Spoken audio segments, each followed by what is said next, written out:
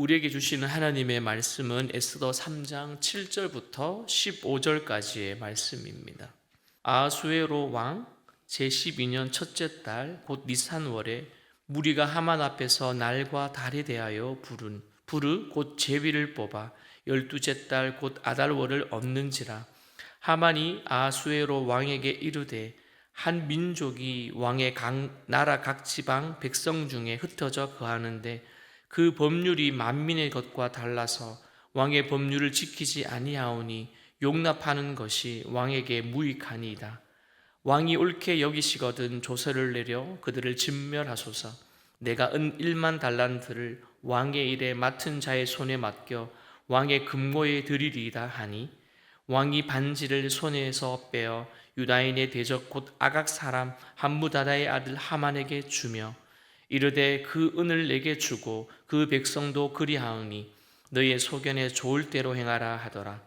첫째 달 13일에 왕의 서기관이 소집되어 하만의 명령을 따라 왕의 대신과 각 지방의 관리와 각 민족의 관원에게 아수르 왕의 이름으로 조서를 쓰되 곧 각 지방의 문자와 각 민족의 언어로 쓰고 왕의 반지로 인치니라.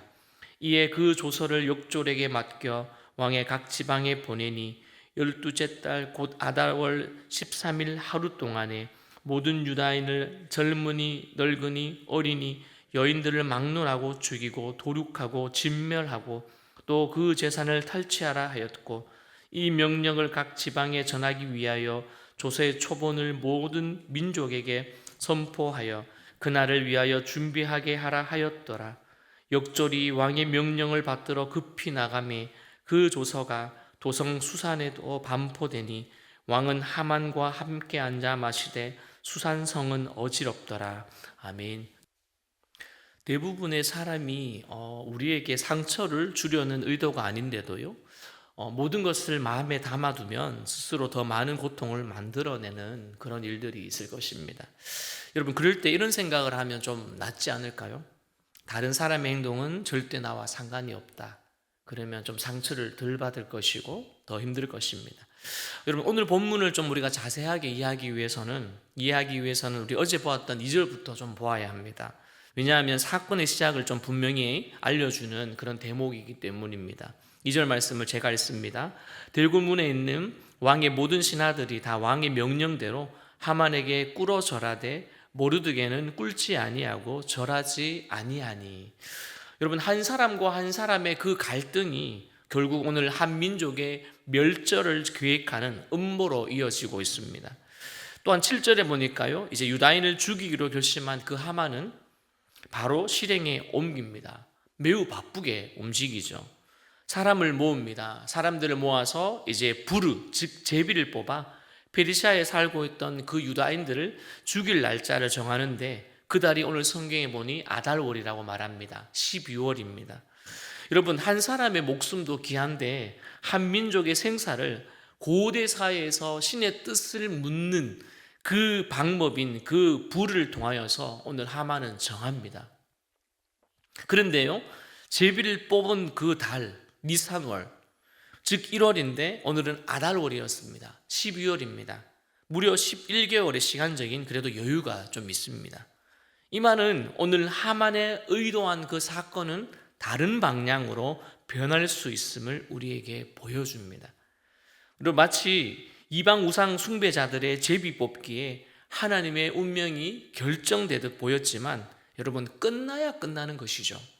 이럴 때마다 생각나는 말씀이 있습니다. 우리가 잘 알고 있는 잠언 16장 33절 말씀입니다. 제비는 사람이 뽑으나 모든 일을 작정하기에는 여호와께 있느니라. 아멘. 여러분, 이 진리를 모르는 하만은요, 계속해서 열심히 준비합니다. 이번에는 아수르 왕에게 명분을 얻고 또한 실제적인 이익을 제시합니다. 먼저 하만은 왕에게 이렇게 말하죠. 제가 보았던 메시지 성경에 보니까요, 백성 가운데 잘 어울리지 않는 이상한 민족 하나가 왕의 나라 각 지방에서 흩어져 있습니다. 그들의 관습과 풍속은 다른 민족들과 다릅니다. 뿐만 아니라 그들은 왕의 법을 무시하기까지 합니다.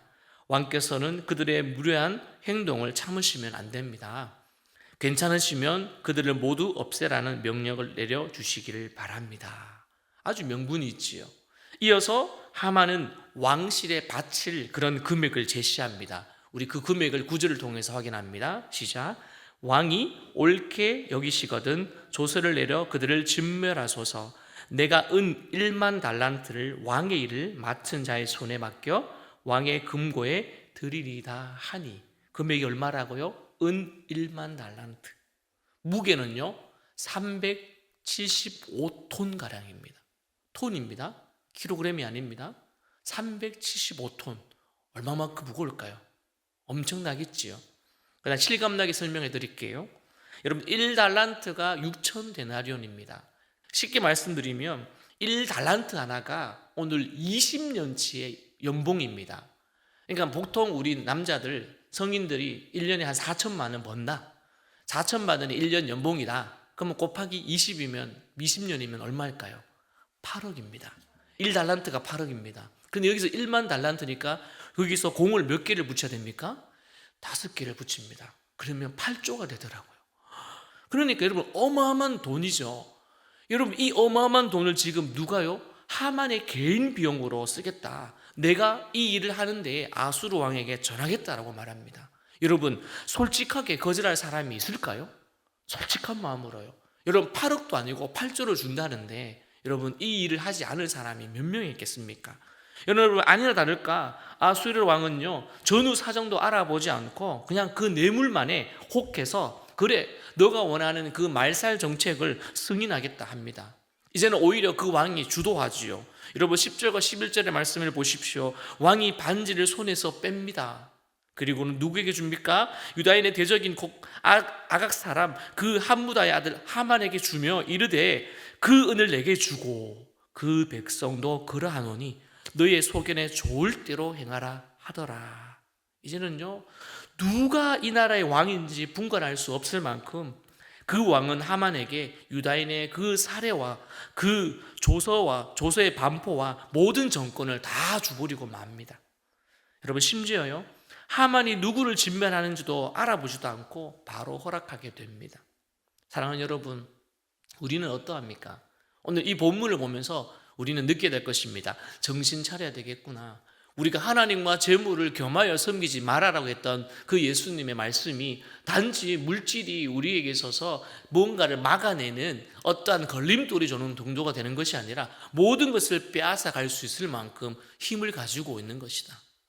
여러분 심지어 하만은요 이제 그에게 요청했던 이 두 가지를 통해 아수에로 왕은요 이렇게 말하고 있습니다. 옳게 보였다, 좋게 보였다라고 말합니다. 여러분 한 민족을 말살하는 게 좋게 보이는 것일까요?